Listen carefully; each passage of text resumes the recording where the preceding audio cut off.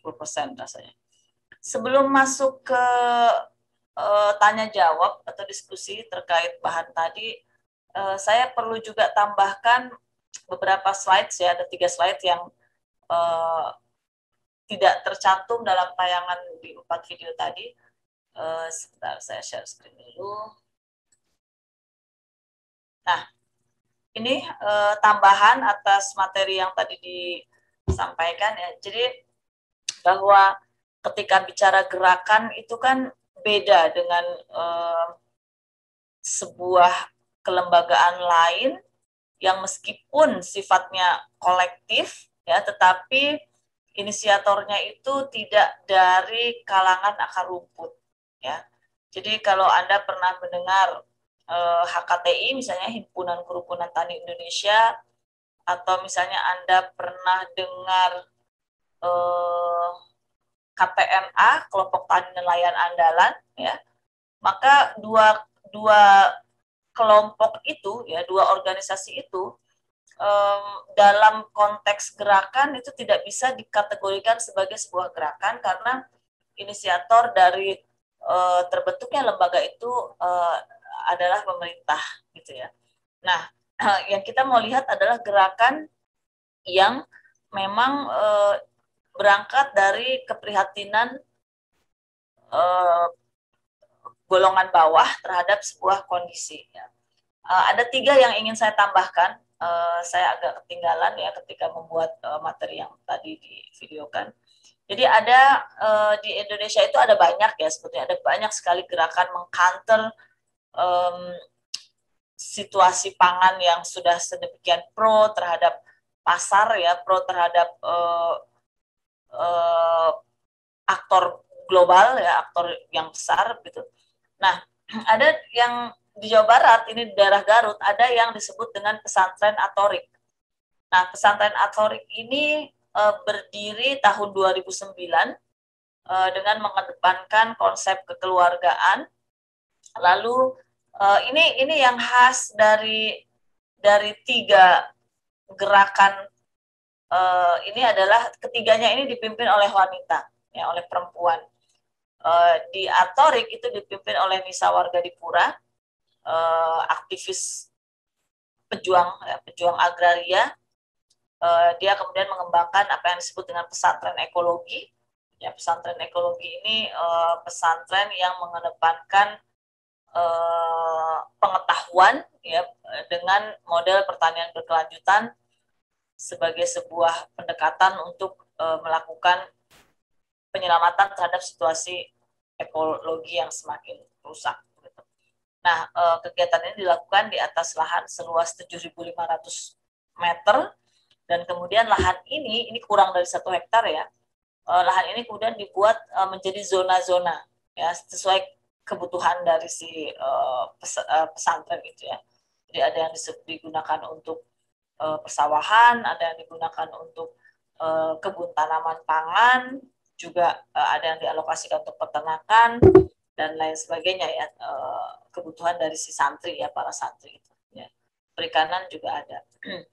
Lalu kemudian ada Bali Organic Association. Nah, Bali Organic Association ini dipimpin oleh digagas ya oleh Profesor Niluh Kartini, dosen di Universitas Bali itu apa? Udayana, Bu. Udayana ya, Universitas Udayana. Tahun 90 secara informal, dan kemudian secara organisasi tahun 2005. Nah, kalau tadi pesantren Atorik ini konsepnya adalah pesantren ekologi, kalau Bali Organic Association ini berangkat dari kegiatan memilah sampah organik dan non-organik secara rumah tangga ya. Jadi Profesor Niluh ini membuat gebrakan gitu ya, dari awal dari rumah tangganya yang memilah organik dan non-organik, dan ternyata itu telah menghemat 90 sampai 90% sampah ya. Artinya 90 sampai 95% sampah itu masih bisa dipergunakan ternyata gitu. Nah, sehingga sampah-sampah yang dikirim ke tempat penampungan akhir TPA maksudnya itu ya, itu hanya tersisa 5-10% saja dari satu rumah tangga. Bayangkan kalau sebalik misalnya melakukan itu, artinya TPA tidak lagi menjadi buangan yang apapun ada gitu ya di situ ya, karena beberapa masih bisa dimanfaatkan. Nah, kalau Prof. Niluh ini kemudian mengembangkan pertanian alami dari produk dari pupuk kotoran cacing ya, dan pilot project-nya ini dibuat, jadi informal Prof. Niluh ini sudah mulai, tetapi kemudian mulai membuat pilot project di Batur pada tahun 98 dan kemudian berkembang sampai saat ini. 4.000 kelompok lebih tergabung dalam Bali Organic Association. Lalu kemudian ada sekolah pagsangan. Nah, ini di Jogja ya, di Gunung Kidul tahun 2003 kegiatan dimulai dan mulai establish sekitar tahun 2013. Nah, ini sekolah, Anda tahu ya Gunung Kidul itu secara ekosistem dia tandus ya, sangat terbatas vegetasi yang bisa ditanam di situ. Jadi sekolah ini sebenarnya memiliki semangat untuk mengajarkan bagaimana penduduknya itu bisa bertahan dari bencana alam dan pangan. Karena Gunung Kidul itu di masa lampau itu terkenal sebagai daerah yang sangat miskin ya, miskin dari sisi sumber daya alamnya ya, sehingga kemudian masyarakatnya tidak bisa secara luasa melakukan strategi pertanian gitu ya.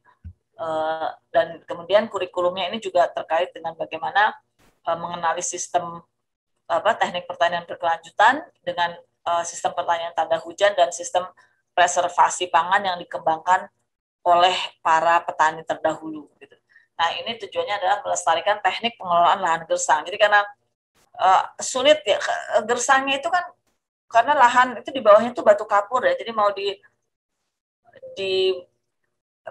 dilakukan pertanian model apapun memang agak sulit untuk bisa sama dengan daerah-daerah pertanian lain ya, sehingga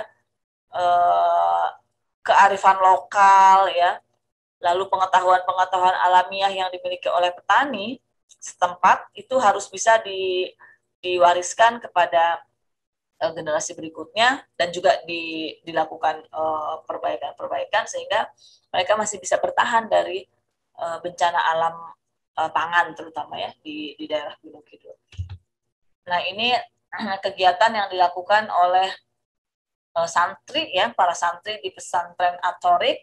Jadi mereka menanami berbagai tanaman yang memang bisa mereka gunakan. Rosella, dulu mungkin tahun 2012-an itu ya, minuman Rosella itu sangat booming ya.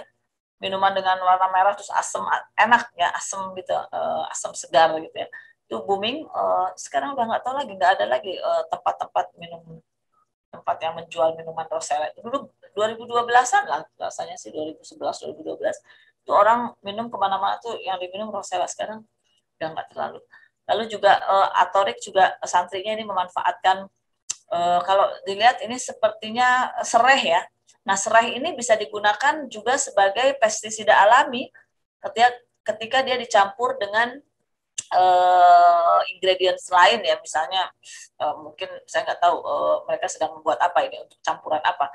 Tapi misalnya sereh dengan jahe misalnya, ya di samping itu bisa sebagai obat menguruskan badan ya, jahe sama sereh campur timun gitu ya. Timun tuh urinetik, jadi meluruhkan air dalam tubuh, juga bisa sebagai pestisida alami. Entahlah dicampur dengan apa, mungkin dengan yang pahit itu apa, daun sambiloto misalnya gitu, lalu kemudian cairannya itu disemprotkan kepada tanaman, bisa mengusir pestisida. Nggak tahu deh, saya nggak begitu jelas. Lalu kemudian yang bawah ini adalah sayuran-sayuran yang dipanen oleh para santri dan digunakan sebagai bahan pangan mereka gitu ya. Itu ada Rosella, itu ada nanti mungkin dibikin teh, lalu ada kalau kita lihat apa sih itu, kangkung, lalu ada kenikir yang sebelah kiri itu, lalu di atasnya itu saya nggak tahu apa itu, pohon apa ya, lalap-lalapan entahlah ya, itu ya. Jadi mereka berusaha untuk kembali beraktivitas dengan alam dan untuk menyelamatkan kebutuhan hidup sehari-hari. Lalu kemudian ini yang tadi saya bilang di Bali, pilot project-nya di Kintamani, di Batur ya, sekitar Danau Batur situ, dan menggunakan pilar-pilar agama untuk kemudian bisa mendukung kegiatan yang berlangsung di situ. Jadi ajaran Hindu Bali menyatakan bahwa guru kehidupan itu ada 4 gitu, ada keluarga, ada sekolah, ada pemerintah, ada Tuhan. Nah, bagaimana 4 ini bisa sinergi, golongan akademisi bisa turun dari kayangannya gitu ya, dan kemudian terjun mengelola yang sebelah tanah itu, yang sebelah kanan itu ada tanah dengan dicampur dengan kotoran ternak gitu ya, dan kemudian itu bisa menyuburkan tanah-tanah yang tandus, mengurangi penggunaan pupuk urea dan kimia lainnya ya. Lalu kemudian ini juga Gunung Kidul, kita bisa perhatikan bedanya Gunung Kidul pada saat musim kemarau dan pada saat musim penghujan. Pada saat musim kemarau itu daerahnya memang tandus dan itu sulit dihindari karena memang panas di sana itu ya, di atas bukit, di sepanjang apa kita menyebutnya punggung bukit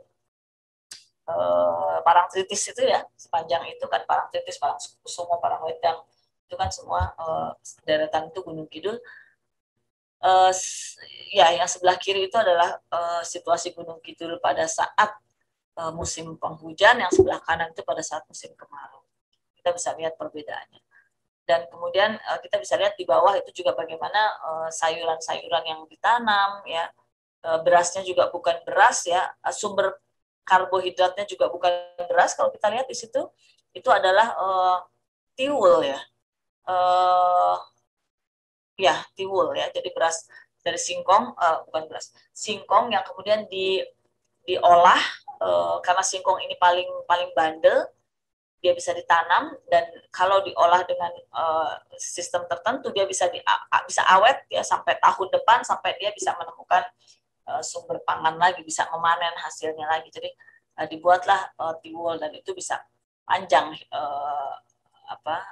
usianya.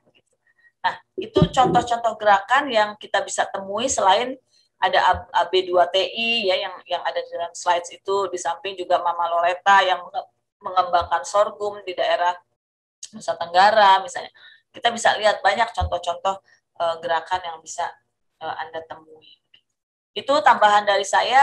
Saya persilakan teman-teman untuk mungkin menyampaikan komennya terhadap video yang sudah didengarkan, sudah ditonton, silakan.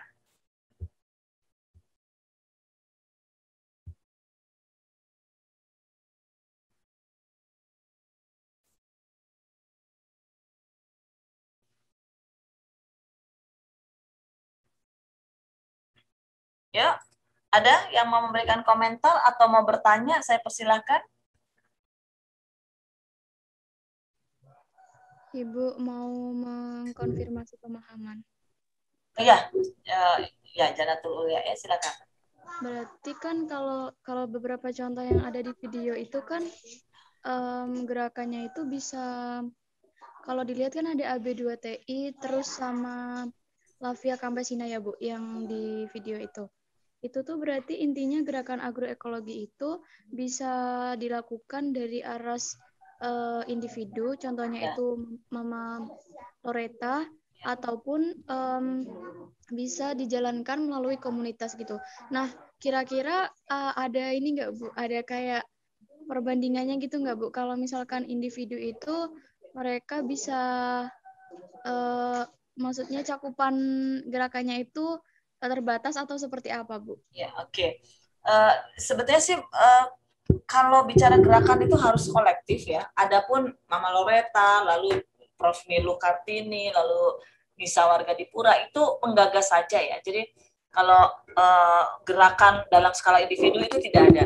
Gerakan itu sudah pasti pada skala komunitas, minimal ya komunitas, lalu kemudian bisa pada level meso gitu ya, lalu sampai nasional. AB2TI itu salah satu yang bersifat nasional, lalu juga meningkat ke sistem yang lebih global lagi ya, lebih besar dunia. Nah, kalau bicara cakupannya, sebetulnya kan gini, bicara kedaulatan pangan ini kan kaitannya dengan gerakan kedaulatan pangan ya. Bicara kedaulatan pangan itu kan sebetulnya sangat kontekstual ya sifatnya.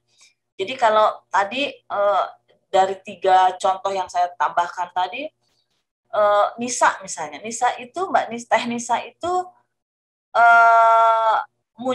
dia muncul gagasan untuk membuat pesantren itu sebetulnya diilhami oleh awalnya itu oleh ketimpangan agraria yang terjadi. Jadi lahan-lahan milik petani dulu ya itu kemudian diambil alih oleh perusahaan perkebunan, dan kemudian tanah ketika warga ketika mau mereklaim lagi itu ternyata sulit, dan kemudian petaninya dan anak-anak petani itu tidak bisa mengenyam pendidikan yang lebih baik, sehingga kemudian dibuatlah pesantren. Kebutuhannya pada saat itu adalah itu. Ya, jadi para generasi berikutnya dari si petani itu ternyata tidak bisa mengenyam pendidikan, tidak bisa mengenyam tingkat kesejahteraan yang baik, begitu ya. Sehingga kemudian Teh Nisa ini membuat sekolah pesantren ekologi,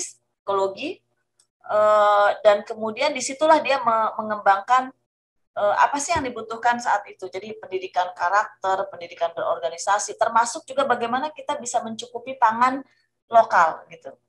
Nah, lalu kemudian itu dalam konteks dalam level komunitas kan gitu. Prof Niluh juga sama di daerah Batur dan sebagainya itu tanah-tanah gersang, lalu kemudian sampah, mungkin karena Bali ini kan wisatawannya tinggi ya, jadi sampah-sampah itu banyak dari rumah tangga maupun dari institusi.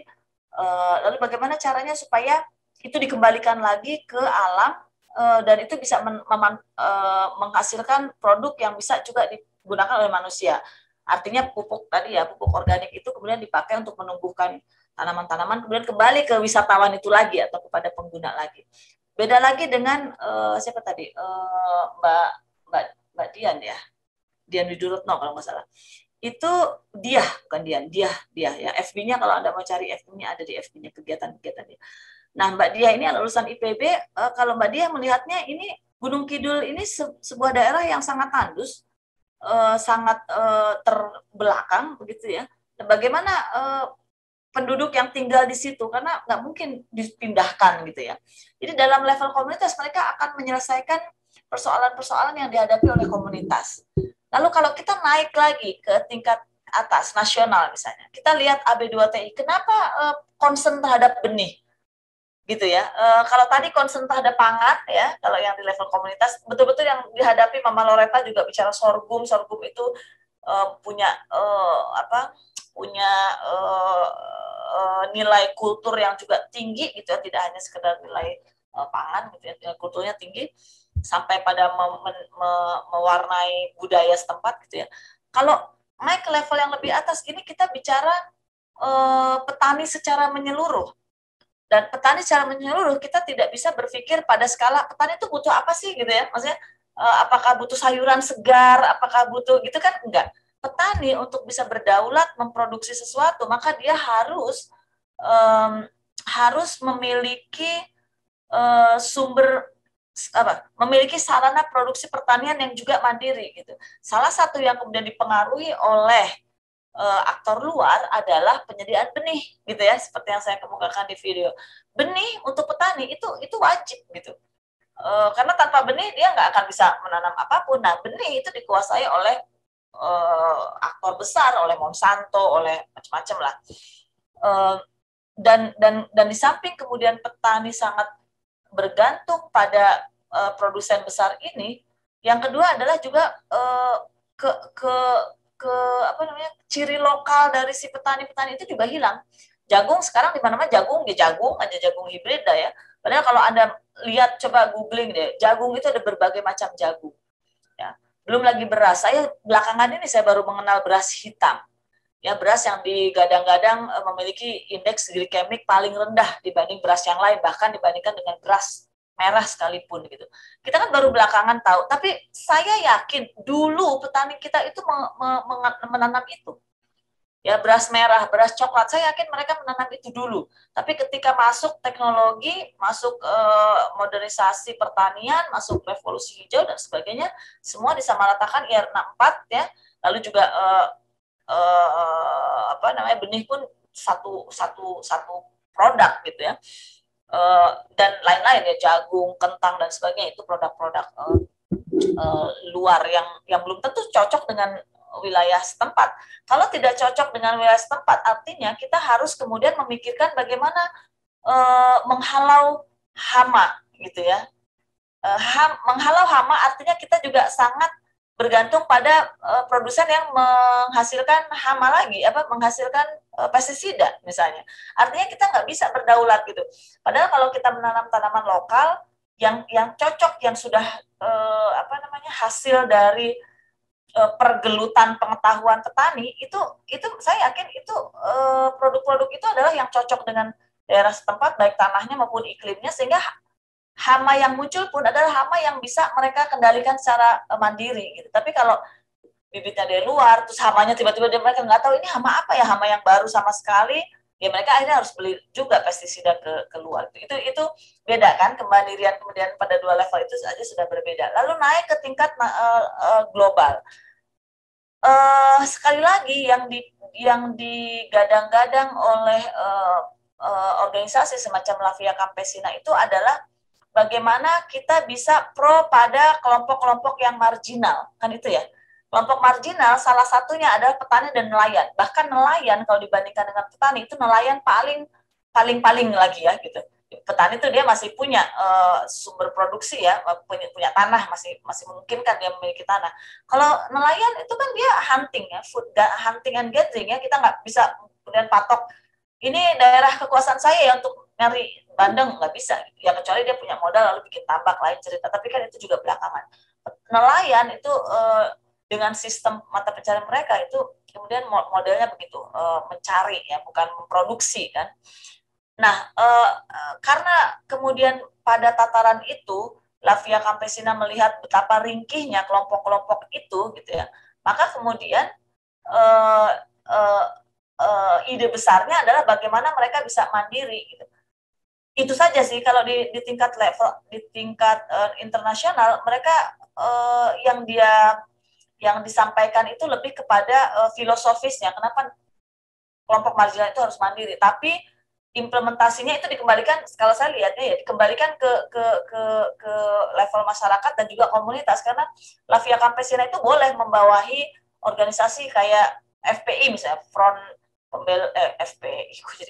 FPPI, Forum Petani dan Indonesia gitu ya, FPPI yang Henry Saragi gitu ya, itu boleh gitu. Jadi implementasinya di tingkat bawah, bagaimana mereka menerjemahkan gitu ya, pesan-pesan tentang kedaulatan kelompoknya gitu. Itu kan pelajaran politik yang diberikan oleh level atas lalu kemudian diturunkan ke bawah. Nah, bagaimana model-model mereka itu diserahkan ke bawah. Bisa macam-macam. Kalau misalnya FPPI bikin misalnya bagaimana petaninya diajak untuk mengklaim lahan kelapa sawit, misalnya kelapa sawit, misalnya FPPI larinya ke situ, misalnya perjuangannya, yaitu memang interpretasi dia terhadap pendidikan politik yang disampaikan. Tapi kalau misalnya mungkin SPPKT, Serikat Petani Paguyuban Korea Toibah yang di Salatiga, misalnya dia nggak ke situ larinya. Sama-sama pendidikan politiknya adalah mandiri, ya, kedaulatan lokal. Tapi dia tidak, gitu. Dia lebih kepada bagaimana mengajak petani bisa produksi secara mandiri. Ya memang karena beda lah situasinya. Kalau di Medan itu kan banyak lahan-lahan yang dicaplok oleh perusahaan besar gitu. Kalau dia Salatiga kan enggak gitu. Tapi masing-masing akan melahirkan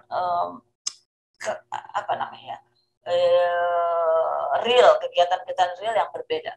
Kira-kira itu Janatul. Mudah-mudahan bisa mencerahkan ya sedikit. Ada komen? Iya Bu, sudah jelas. Terima kasih. Oke, terima kasih. Baik, silakan yang lain.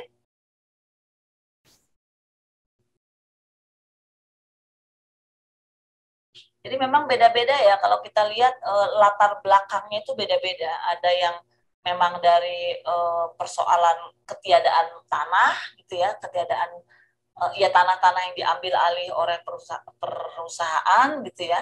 Lalu kemudian ada yang berangkat dari memang lahannya tandus, bagaimana kemudian kita bisa bergerak dengan kondisi lahan tandus itu. Ada juga yang berangkat dari alam ya, bagaimana memanfaatkan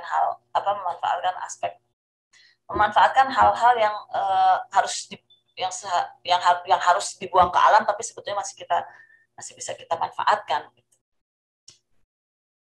Silakan yang lain.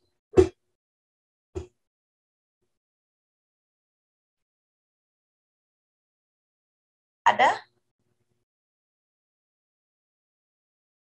Saya ingin Anda menyampaikan apa sih yang buat Anda ya secara individu itu tertarik gitu ya. Apa aspek, kan nggak semuanya, mungkin nggak semua aspek membuat Anda tertarik. Nggak ada hal-hal dari materi hari ini yang membuat Anda, wah ini nih seru nih menekuni ini atau menganalisis ini gitu ya, atau mencari informasi soal ini gitu.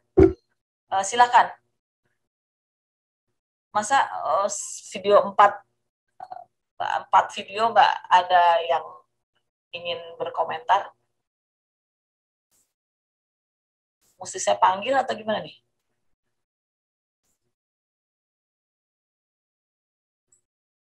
Ini ada banyak sih yang saya kenal nih sebenarnya nih. Saya kalau panggil nanti ada XX kependudukan kan ini kan. Coba tuh ada Erika, ada Elda, ada Kiki, ada Rizky, Rizky ya kan, ada Andre di situ. Dre, kemana Dre suaramu Dre? Lalu ada banyak, ini saya kenal semua ini mah. Yuk.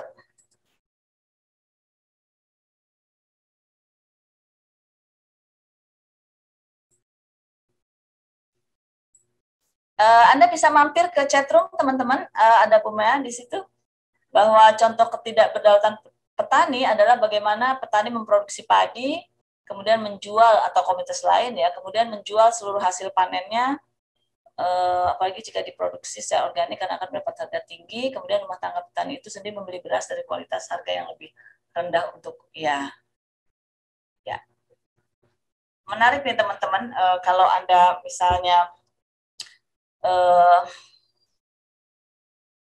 jalan-jalan, Anda pernah nggak sih jalan ke ini, kalau yang dekat aja dari kampus ya, ke Kampung Lauk Sindang Barang. Kampung Lauk itu daerah, gimana saya jelasinnya ya? Alia, tahu kan Alia yang seberang Muhammadiyah, rumah sakit Muhammadiyah itu sebelum Bubulak kalau dari Darmaga, jadi yang belok kiri itu yang ada toko sepeda United atau apalah itu. Belok kiri, lalu kan ada Alia, ada masuk ke dalam, ada gang ke dalam, masuk mobil ya, jalan kecil tapi masuk mobil, lalu Anda ikuti aja jalan itu, tanya Kampung Lauk di situ. Nah itu penduduknya, ada inisiatornya ya, mereka mengembangkan, memanfaatkan aliran irigasi dengan lebar sekitar 4 meter, 5 meter, mungkin ya sekitar segitulah, nggak lebih lah. Itu kemudian mereka buat tanaman hidroponik, ya tanaman hidroponik, lalu di bawahnya mereka tebarkan benih ikan, ya, dan mereka kemudian menjual tanaman itu kepada pengunjung, ya, kepada pengunjung. Pengunjungnya itu turis-turis lokal lah ya, kebanyakan turis lokal. Lalu mereka kemudian membuat itu sebagai demplot gitu ya, demplot, mereka bisa memanfaatkan, kan jadi vertikal kan, kalau bicara hidroponik itu rata-rata vertikal ya, dengan ketersediaan halaman atau ketersediaan lahan yang terbatas, mereka bisa kemudian membuat itu gitu. Dan itu dilakukan pada demplot itu saja. Jadi kalau kita mau datang misalnya mau melihat apakah strategi yang sama itu dilakukan juga di rumah mereka, ternyata kita nggak bisa menemukan itu gitu. Jadi mungkin kalau bisa kita analogkan dengan tadi petani, mereka menanam tanaman organik gini, menanam organik itu agak sulit memang ya teman-teman, karena dalam satu hamparan kalau kita mengklaim bahwa produk itu adalah produk organik, maka seluruh hamparan itu memang harus organik gitu. Kalau tidak dia akan terkontaminasi oleh aliran air, ya, aliran air dari sawah-sawah yang sebelahnya gitu ya, atau juga aliran udara yang misalnya membawa pestisida, percikan-percikan pestisida yang diaplikasikan di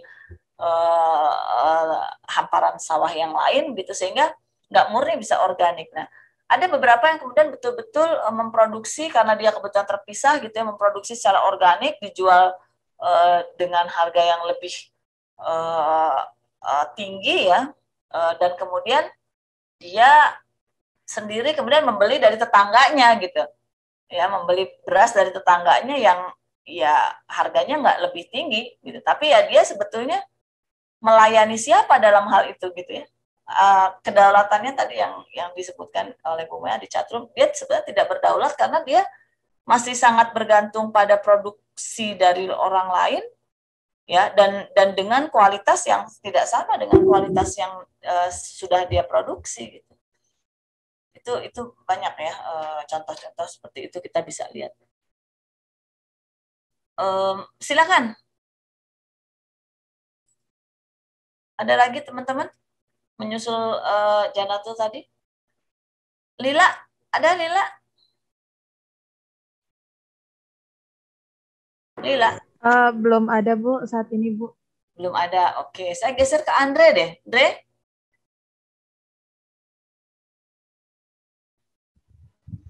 Hadir Ibu. Coba Andre open kamera, coba Andre. Kangen saya sama Andre, ini udah lama gak ketemu Andre. Aduh, bentar Bu, bentar. Wah, dia nggak pakai kerudung. Bukan ya. Oke, sambil tunggu Andre, ada Rizky juga di sini, Ki. Kamu bisa cerita, Ki, gimana di Riau sana, Ki? Iya Bu. Apa ya? Di Riau. Rizky nih. Tapi kamu nonton nggak videonya, Ki? Nonton. Saya tertarik yang Mama Loreta itu. Aduh, keren banget. Gimana, Ki? Kamu bisa cerita di Riau seperti apa? Adakah adakah apa istilahnya tuh ya, kekecewaan gitu ya yang dialami oleh sekelompok gitu ya, komunitas, lalu kemudian ya kekecewaan terhadap sesuatu lah gitu ya, lalu kemudian dia membuat sebuah gerakan yang kemudian kita bisa kategorikan itu sebagai gerakan kedaulatan pangan misalnya. Saya kira saya belum ketemu Bu. Saya belum ketemu itu, tapi semenjak pandemi ini rata-rata orang pada buat hidroponik Bu. Itu aja sih yang saya tahu. Itu ada di mana, dalam lingkup apa, Ki? Apakah kota, di kampung atau sekecamatan atau sedesa atau gimana? Atau di tetangga? Di kampung Bu. Di kampung. Ya. Jadi ada satu orang yang mulai coba-coba gitu kan, nanam selada gitu, dan ketika panen hasilnya bagus, harga jualnya juga bagus, makanya orang-orang juga pengen ikut-ikutan. Satu bonggol selada itu kalau saya nggak salah harganya 7.000 satu bonggol itu. Kan dengan modal yang sebenarnya nggak terlalu besar, ya paling listriknya itu bisa dapat uang yang banyak gitu Bu. Makanya pada ikut-ikutan. Nah, pokoknya kita nih ngikut-ngikut tren aja Bu. Ada bikin aquaponik yang di bawahnya ada ikan-ikannya itu. Dia pakai drum pakai ember gede itu. Nah, nanti ya pada buat juga, tapi ikannya nggak gede-gede. Ikannya nggak besar-besar. Tapi ya cukup lah untuk dimakan. Karena mungkin tempatnya kecil kali ya Bu. Ya, itu sih Bu. kalau menurut Rizky itu bisa disebut sebagai gerakan kah? Kalau saya pikir tidak Bu. Oke. Saya pikir tidak, karena kalau ada gerakan seperti itu kan harus ada kolaborasinya gitu. Kemudian ini kan hanya inisiatif untuk mengikuti orang lain. Jadi saya rasa itu bukan merupakan suatu gerakan menurut saya ya Bu. Oke. Ya, karena kemudian inisiatifnya itu adalah individu-individu, lalu kemudian kegiatan mereka juga berjalan sebenarnya terpecah ya, masing-masing individu yang mengembangkan gitu ya. Iya Bu. Beda dengan kalau kita bicara gerakan, kita bicara sebuah aksi kolektif yang mana aksi kolektif itu memiliki tujuan utama yang sama tapi secara bersama dibangunnya gitu. Kalau ini kan inisiatif pribadi individu yang kebetulan kemudian berada atau terjadi pada sebuah kawasan yang lebih luas gitu.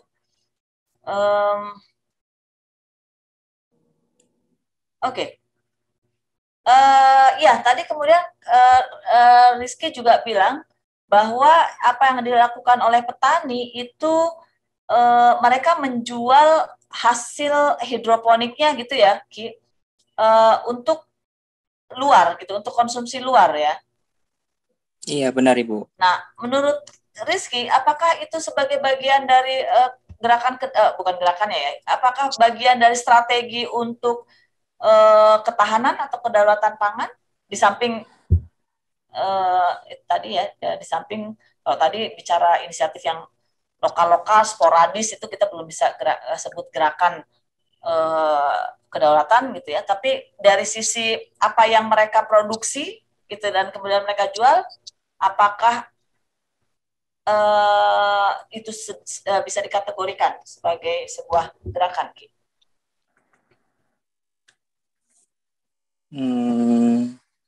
Teman-teman boleh bantu juga ya kalau ada yang mau membantu. Ya, saya rasa kalau dia sebagai gerakan pertanian seperti itu dalam rangka meningkatkan ketahanan pangan, saya rasa iya benar Bu, karena kalau kita pikir bahwa kedaulatan pangan itu kan berarti mereka bebas untuk menanam apa saja, bisa mereka juga dapat makannya sendiri, maksudnya kebutuhan mereka juga dalam hal ini terpenuhi juga dalam kebutuhan sayur mayurnya, kemudian ada sisa baru dijual. Nah, seperti itu sih Bu menurut saya. Jadi sekaligus menjawab pertanyaan Bu Maya di chatroom tuh Ki, bahwa mereka mengkonsumsi gitu ya, produksinya kemudian dikonsumsi, tapi kemudian sisa dari yang tidak habis dikonsumsi itu kemudian dijual ke orang lain gitu ya, ke pasar gitu. Iya Ibu, ya, benar ya. Bu. Jadi menurut Rizky itu bisa dikategorikan sebagai sebuah gerakan kedaulatan pangan ya. Iya Bu, benar Bu. Oke, sip. Cuman memang kalau memang kan ada beberapa yang mereka memproduksi tetapi kemudian untuk keperluan pasar, kan ada juga ya, murni untuk keperluan pasar. Nah, kalau bicara seperti itu, maka mungkin yang bahwa mereka bisa memproduksi dalam keterbatasan situasi, mungkin itu sudah kita bisa sebut itu sebagai sebuah embrio dari gerakan ya. Yang artinya gini, sebelumnya mereka tidak pernah terfikir kegiatan itu, tapi kemudian ada faktor eksternal yang masuk, ada situasi baru yang masuk, kemudian mereka rame-rame rame-rame kemudian membangun itu gitu. Oke. Baik, terima kasih Ki informasinya Ki. Andre, ada yang mau disampaikan Andre? Sebelum nanti mau lihat yang lain ah.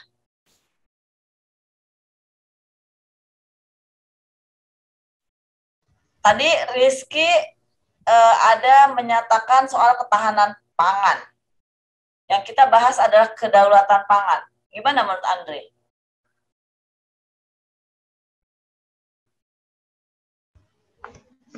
Ya gimana ya? Tahu Andre. Iya. Kalau kedaulatan pangan kan itu berbicara petaninya ya, kayak mereka bisa menanam dengan bebas apa yang mereka inginkan, memilih pangan yang cocok dengan apa yang lingkungan mereka tinggal gitu.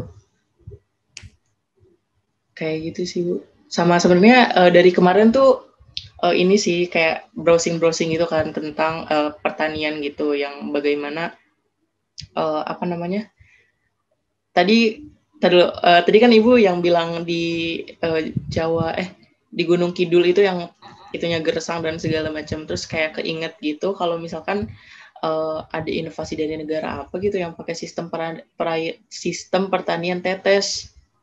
Pernah dengar nggak Bu? Ya. Nah, iya, sebenarnya pengen nanya itu sih, kayak kalau misalkan sistem pertanian tetes digunakan di kayak misalkan di daerah-daerah gersang Indonesia, nah itu kira-kira cukup potensial kah untuk bisa ya tadi mengembangkan ketahanan pangan gitu, supaya ketahanan pangannya itu bisa ini apa namanya, bisa tahan pangan gitu. Sama juga kalau saya belum tahu kalau misalkan dari segi pembiayaan itu tuh kayak irigasi tetes itu tuh mahal atau kayak gimana? Mungkin Ibu bisa menjelaskan lebih lanjut. Soalnya kalau misalkan saya lihat di YouTube gitu kan baru sekilas doang. Ya. Saya pribadi tidak punya pengalaman langsung ya bersentuhan dengan kelompok-kelompok tani yang menggunakan sistem drip irrigation itu ya. Tetapi kalau kita kembalikan ke prinsip dasar begitu ya, bahwa bicara kedaulatan pangan gitu ya, itu bicara bagaimana petani di samping dia bisa memproduksi sesuatu untuk sendiri, tapi juga dia bisa memanfaatkan apa yang ada di sekitar mereka gitu.